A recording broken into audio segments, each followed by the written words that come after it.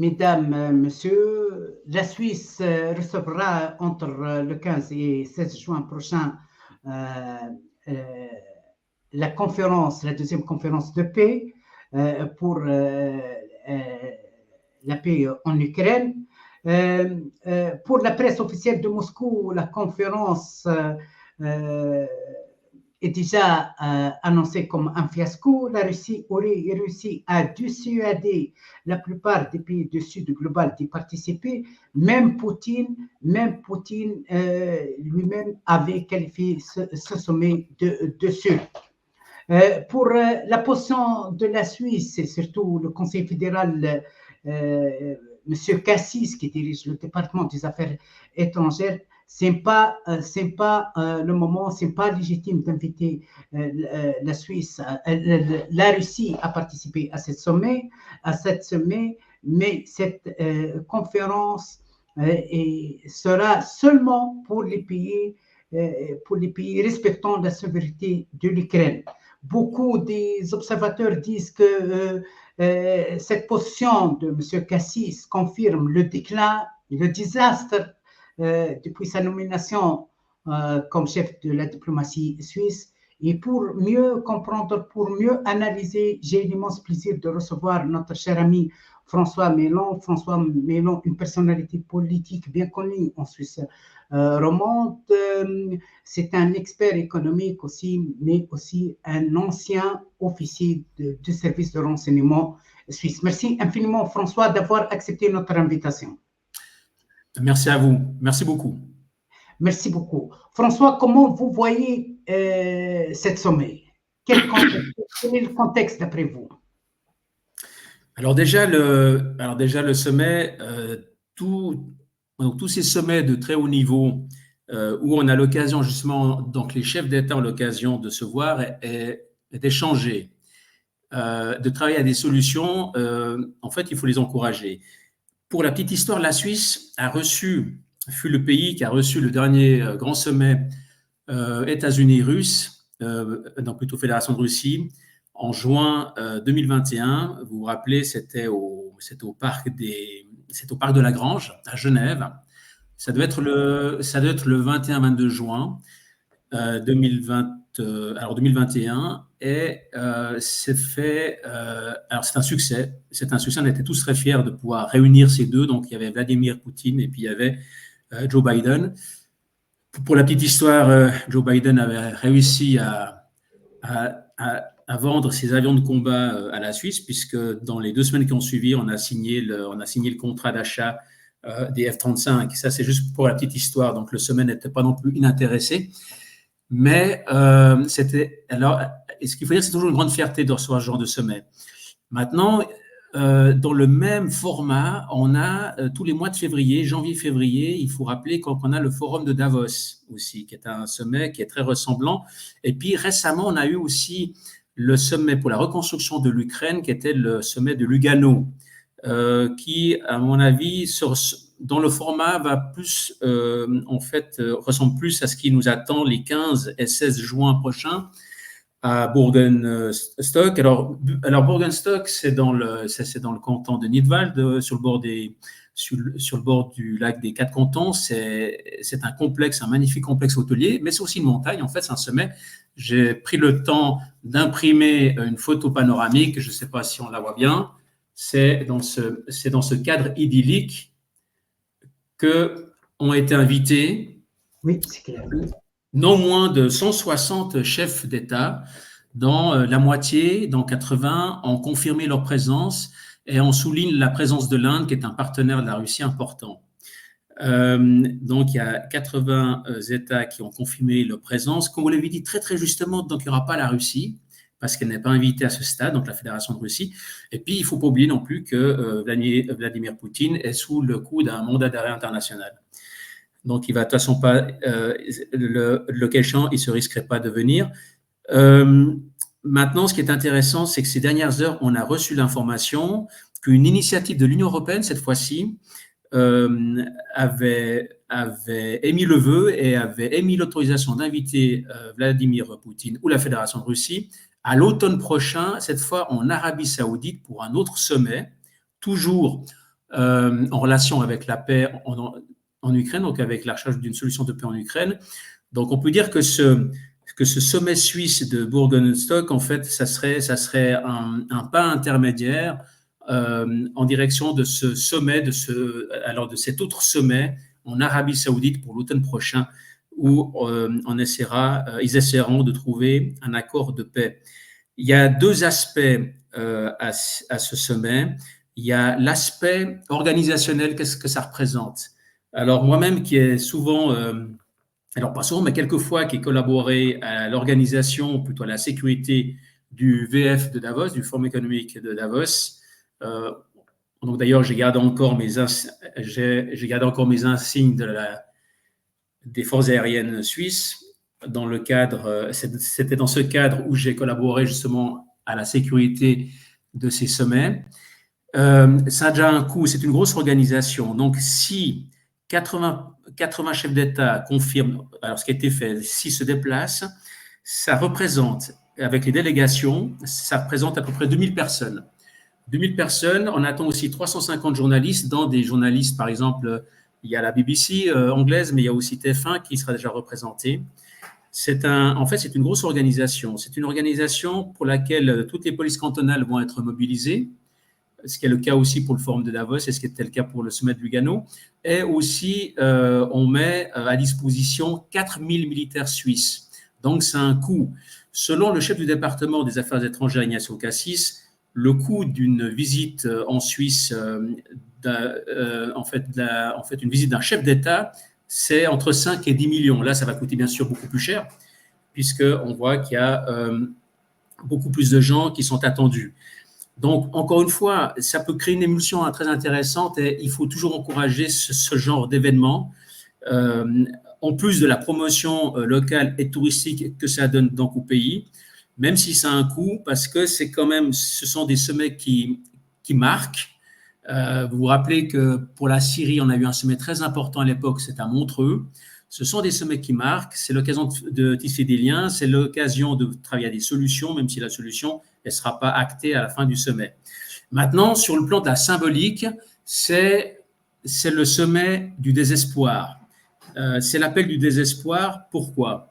Parce que, donc il faut juste rappeler que dans les 80 États qui ont confirmé leur présence, la moitié, ce sont des États européens et l'autre moitié, ce sont des États plutôt du Sud global, ce qu'on appelle le Sud global. C'est le sommet du désespoir parce qu'on ne peut de toute manière pas arriver à un plan de paix puisqu'il manque l'un des belligérants. Et en l'occurrence, c'est le belligérant qui est en train de gagner la guerre. Alors, c'est la Fédération de Russie. Donc, c'est la Fédération de Russie qui est plus en mesure et qui a le poids pour fixer les contours d'un accord de paix. Et la Fédération de Russie ne sera, comme je l'ai dit, ne sera pas présente. Vu de l'extérieur, on pourrait presque craindre et croire que c'est du vent, en fait. C'est vraiment l'Occident, parce qu'il faut appeler les choses comme elles sont. Donc, c'est vraiment l'Occident, y compris l'OTAN, y compris les États-Unis, qui sont en train de perdre la guerre en Ukraine. Là, il n'y a plus de doute par rapport à ça. Ils perdent réellement la guerre en Ukraine. Et ils font du vent. Ils font du vent. Alors, encore une fois, le côté positif, c'est que ces chefs d'État, ils vont se rencontrer, ils vont travailler à des solutions de paix, ils vont consolider les réseaux, ça c'est toujours très très intéressant. En plus, ça, ils vont dans un cadre idyllique. Alors, dans le canton de Nilwald en Suisse, qui est vraiment, là je vous ai montré la photo, c'est un cadre idyllique. Par contre, concrètement, ils ne vont jamais pouvoir imposer quoi que ce soit à la Fédération de Russie, parce que la Fédération de Russie est en train de gagner la guerre. Et là, on ne sait pas, parce que personne ne connaît aujourd'hui ses objectifs, on ne sait pas si elle atteint ses objectifs ou pas, mais parallèlement à ce sommet, tant qu'on enverra des armes et des systèmes militaires et des mercenaires de l'OTAN, plutôt des pays qui sont membres de l'OTAN sur le sol ukrainien, il n'y a aucune raison que cette guerre s'arrête malheureusement. Ce qu'on peut rajouter aussi, c'est que la guerre, c'est une prolongation de la diplomatie de manière autre, et que durant la guerre, la diplomatie continue toujours. Et c'est très très bien sur ce plan-là que donc on continue à élaborer des solutions, bien que à n'en pas douter, les négociations, alors pas des négociations, mais des travaux pour trouver un accord, pour mettre fin à ce conflit extrêmement dramatique, inutile et sanglant, sont déjà en cours depuis des mois, mais ça se situe à un autre niveau, ça veut dire entre les gens qui peuvent vraiment négocier. Je parle des États-Unis, je parle de la Russie, de la Fédération de Russie, par exemple, probablement Sergei Nashkin, qui est le directeur du SVR, donc c'est les services de renseignement extérieurs de la Fédération de Russie, négocie probablement avec William Burns, qui est le chef de la CIA. Je suis convaincu que c'est à ce niveau-là que c'est en train de se décider. Peut-être juste rajouter que Vladimir, pas Vladimir, plutôt Volodymyr Zelensky n'est plus légitime puisqu'il a terminé son mandat présidentiel. Il n'est plus légitime pour négocier quoi que ce soit.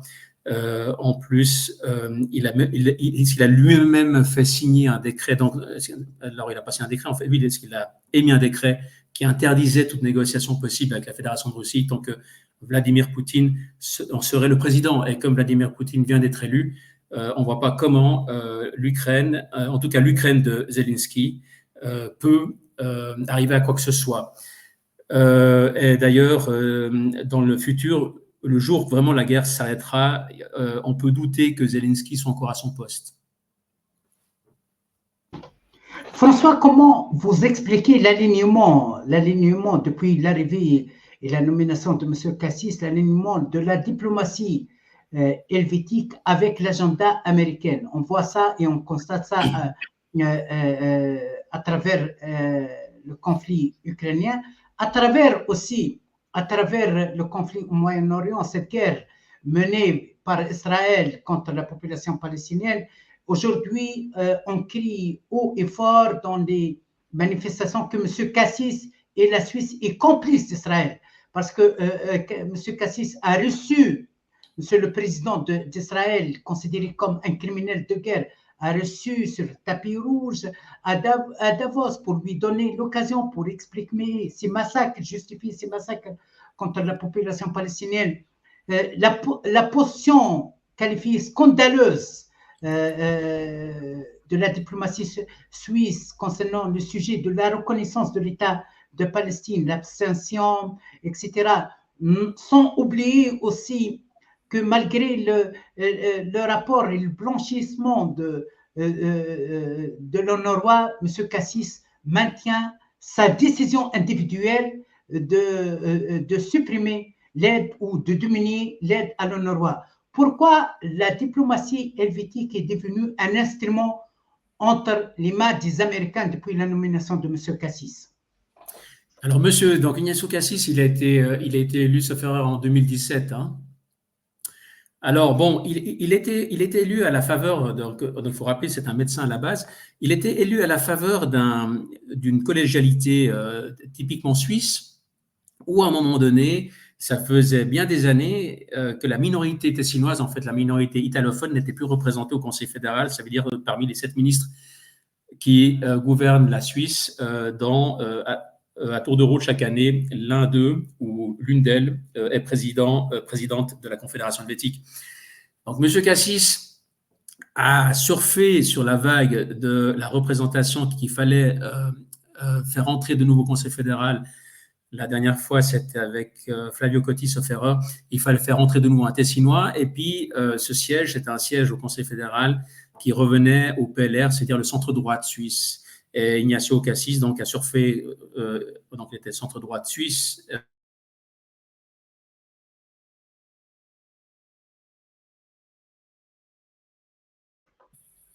Voilà, je m'excuse. Oui. Voilà, j'ai juste eu un problème de micro. Oui. Donc, il a surfé sur cette vague. Alors, attention, je suis personne pour remettre en question ses compétences. Par contre, c'est vrai que depuis son arrivée au département fédéral des affaires étrangères, il y a eu beaucoup de démissions de chefs de service, il y a beaucoup de gens qui se plaignent. Il y a notamment le 24 mai dernier dans l'hebdomadaire Bon pour la tête, il y a une intervention de Guy Mettan qui est très intéressante et qui explique comment Ignacio Cassis et sa collègue qui est du centre, en fait, l'ancien PDC, donc l'ancien Parti démocrate chrétien, qui est aussi du centre-droite, Viola Amerd, qui est, elle, chef de l'armée.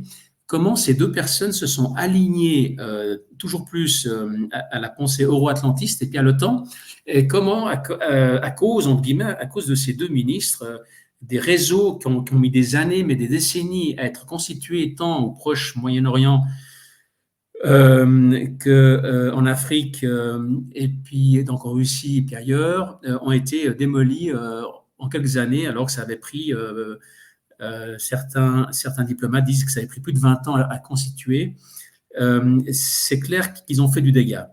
Ils ont fait du dégât. Alors attention, je ne veux surtout pas dire qu'ils sont incompétents, c'est pas ça, parce qu'il y a aussi des circonstances, on ne connaît pas tout, on ne sait pas non plus quelles étaient les servitudes, quelles étaient les contingences et les contraintes. Et puis bon, c'est toujours facile de critiquer plus tard, et puis en regardant le rétroviseur. Et puis c'est vrai qu'ils n'ont pas toujours eu le temps peut-être de mûrir certaines décisions, certaines réflexions, bien qu'ils devraient. C'est le grand problème de nos politiques aujourd'hui, c'est qu'ils réagissent, nos politiques, au lieu de gouverner, ils réagissent. Ils réagissent au son de cloche des médias, donc à l'immédiateté, et ils disent des bêtises. Par exemple, vous vous rappelez, en 2022, qu'on a reçu les premiers réfugiés ukrainiens, Cassis, comme ça l'emporte-pièce, il disait, ben voilà, chaque réfugié ukrainien va recevoir un abonnement général de transport public.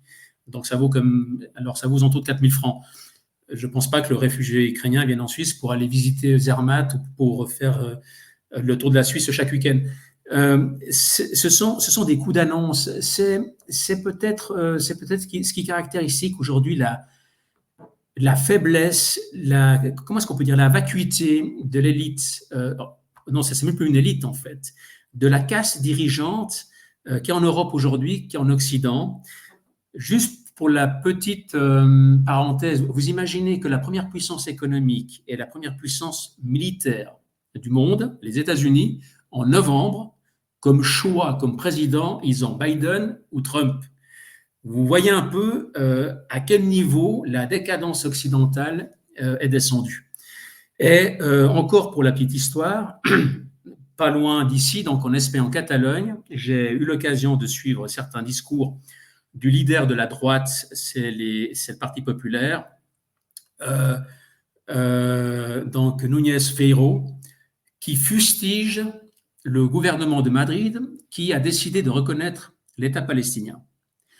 Et c'est le leader de la droite espagnole. C'est faire preuve d'une inculture, d'une méconnaissance du sujet, d'un dogmatisme. Écoutez, je ne trouve pas de qualificatif. Donc, dans cette constellation-là, peut-être qu'Ignacio Cassis et Viola Amerd sont peut-être encore les moins mauvais ou peut-être les moins nuisibles, mais c'est clair que leur position euro-atlantiste et comment ils nous ont précipités contre la Russie, contre la Fédération de Russie, qui sera encore là demain ou après-demain, qu'on le veuille ou non, et qui est en train de gagner la guerre, qu'on le veuille ou non, et qui se sentent, parce qu'on ne parle jamais de leur position, mais qui, eux, se sentent dans une situation de défense, en fait. La Fédération de Russie, peut-être juste pour rappeler et puis pour remettre l'église au milieu du village, quand la Fédération de Russie est entourée par des bases de l'OTAN et qu'en Ukraine, on menace de mettre sous le balcon du Kremlin des ogives nucléaires, il y a de quoi être un peu inquiet si on est à la place de la Fédération de Russie, qui est le plus grand pays du monde, qui s'étend sur plus de 8 fuseaux horaires, qui détient un minimum 40% des matières premières, et qu'on sait, on le sait, qu'il y a des plans de coup d'État et de division de la Fédération de Russie. Donc, quand on se met à leur place, et il suffit, et donc en Suisse, on a de la chance parce qu'on a une communauté russe. Bon, ils sont peut-être moins nombreux qu'avant, mais donc avant le conflit, ils étaient encore 20 000 en Suisse, et qu'on parlait avec eux, ils disaient bien, ils se sentaient en danger. Ils se sentaient agressés, en danger. Donc, voilà, ça c'est juste pour dire, ça c'est pour remettre les choses, peut-être l'église au milieu du village. Alors voilà, donc c'est vrai que M. Cassis et puis Mme Ahmed nous font beaucoup de tort. Rappelons peut-être l'ancien grand patron de la DGSE, donc les services de renseignement français, Alexandre de Maranche, qui avait écrit un livre très très intéressant. Je crois il devait être auditionné par, il était interviewé par Christine Ockrent, il me semble. C'était dans Le Secret des Princes. Et quand il parlait de la Suisse, il disait on aura toujours besoin d'un État neutre qui est hors des grands systèmes, qui est hors des grandes alliances. Et ça, malheureusement, on l'a perdu. On l'a prostitué, on l'a perdu. Ce qui fait que ce sommet, d'ailleurs, se passe en Suisse et sans la présence du principal belligérant qui est vainqueur ou qui sera vainqueur. Encore une fois, c'est ce que je disais, c'est vraiment le sommet du désespoir. C'est le sommet, c'est peut-être donner illusion que l'Occident garde encore le lead ou il a totalement perdu le lead. Oui. Ma dernière question, François, est-ce que vous pensez, avec l'intensification des combats, avec l'avancée de l'armée russe, est-ce que c'est opportun maintenant de parler de paix? De quelle paix? De quelle paix? Je m'excuse. S'il y aura du paix, qui va désigner ce paix? Est-ce que les Américains ou les Russes? Alors bon, ça sera les Russes. Ce qui est intéressant, c'est que la formule, en fait, le format Zelensky, donc ce qu'on appelle ça la formule des 10 points que Zelensky avait comme ambition de passer, en fait, de proposer, maintenant va se résumer à 3 points. Donc, il n'y a plus de tribunaux internationaux. En fait, la formule Zelensky, et qui est appuyée alors, par les autorités suisses, alors par M. Cassis, en fait, on peut se poser des questions. Hein. On peut se poser vraiment beaucoup de questions. La formule Zelensky comprend les 10 points avec un retour des frontières de l'Ukraine qui comprend qui comprend la Crimée, excusez-moi. Donc, c'est-à-dire aux frontières de 2014, avec l'instauration de tribunaux militaires ou de tribunaux internationaux. Tous ces points-là, ils ont été réduits plus qu'à 3. C'est-à-dire qu'à Bürgenstock, les 15 et 16 juin prochains, si on prend la formule Zelensky, on ne parlera plus que de 3 choses, entre guillemets. On parlera de l'échange de prisonniers, on parlera de l'accès à la mer Noire pour l'exportation des céréales ukrainiennes, et puis que les Russes arrêtent d'attaquer les infrastructures énergétiques du pays. Ce ne sont plus que les 3 points qui ont été retenus. Et en fait, ce qu'ils sont au niveau de la prostitution, alors je m'excuse, hein, mais ils sont au niveau de la prostitution. Encore une fois, c'est ce que je vous disais, c'est vraiment le sommet du désespoir et qui montre à quel point l'Occident, puisqu'on sait très bien que cette guerre en Ukraine, c'est une guerre entre les euro-atlantistes, notamment les États-Unis et les euro-atlantistes, à grand renfort politique de la part de la Grande-Bretagne contre la Fédération de Russie, à quel point l'Occident a failli et à quel point l'Occident a peur. L'Occident a peur de l'après-conflit. Qu'est-ce qui va se passer? Parce que là, on perd notre crédibilité. Et puis peut-être juste pour rebondir, puisque je sais que ça vous tient très très à cœur, la thématique de Gaza. Alors là aussi, on va devoir rendre des comptes. L'Occident va devoir rendre des comptes. Et je ne sais plus, les 2 pays scandinaves qui ont décidé de reconnaître l'État palestinien. Il y a l'Espagne, il y a d'autres qui sont déjà en train de réfléchir à reconnaître aussi l'État palestinien. Je ne sais plus si ce n'est pas la Colombie qui a décidé de mettre une ambassade colombienne, donc une ambassade colombienne à Ramallah, que je connais assez bien d'ailleurs, qui est en Cisjordanie. Là aussi, on va devoir rendre des comptes. Tant pour le conflit ukrainien, on va devoir rendre des comptes, mais on va devoir rendre des comptes surtout à la population ukrainienne qu'on a envoyée au massacre. On les a envoyés depuis plus de 2 ans au massacre pour rien, uniquement pour nous envier, pour notre fantasme, en fait, notre vue d'esprit de déstabiliser la Fédération de Russie qui, depuis 89, donc depuis la fin de la guerre froide, est restée dans notre religion euro-atlantiste totalement dogmatique et stupide, avec l'OTAN qui est quand même responsable de plus de 900 000 victimes civiles dans des guerres illégales, que ce soit en Serbie, en Afghanistan, en Irak, en Syrie, en Libye. Et on est resté dans cette religion totalement néfaste, avec une moralité à double standard. On a perdu toute crédibilité et on va devoir rendre compte à cette malheureuse population ukrainienne qu'on a envoyée au casse-pipe. Et on va devoir rendre compte aussi à ce qui se passe, à Gaza, puisque je crois que le terme de génocide est de plus en plus employé, pas par moi, mais par des autorités compétentes. Merci infiniment, François, d'avoir accepté notre invitation. C'est un plaisir de vous entendre toujours, de savoir votre point de vue. À la prochaine rencontre.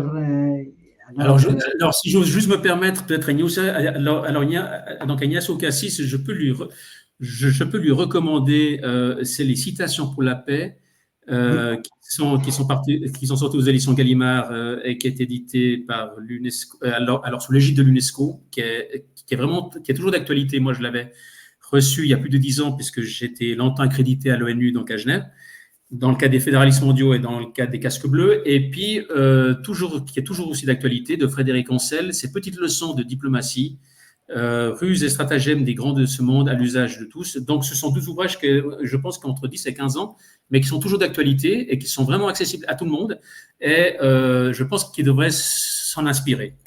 Oui, merci infiniment, François, surtout pour ces remarques. Merci infiniment. À la prochaine rencontre. Merci beaucoup. Merci à vous.